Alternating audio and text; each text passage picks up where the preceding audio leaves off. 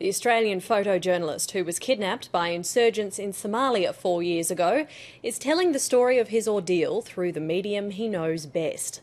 Nigel Brennan and Canadian journalist Amanda Lindhout were held captive for 462 days.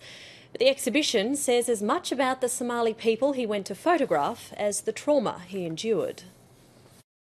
While Nigel Brennan's family was selling everything they owned to buy his freedom, it was this copy of the Quran that became his most treasured possession. Having to convert, under, I guess, pressure to convert to a religion, and I'm not a religious person,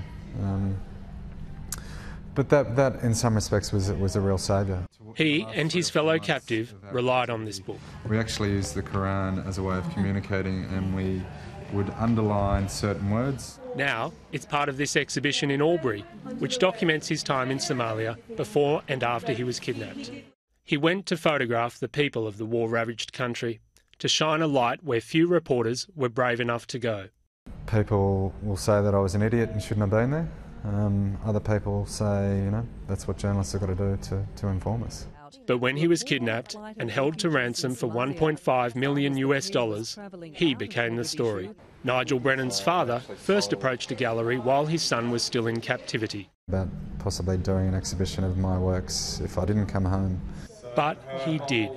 And now it's not only his photos on display, but a dramatic recreation of the hostage space he lived in, right down to the shoes he wore.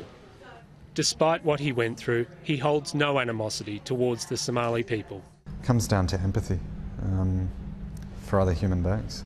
And a sense of compassion that survived intact. Greg Nelson, ABC News, Canberra.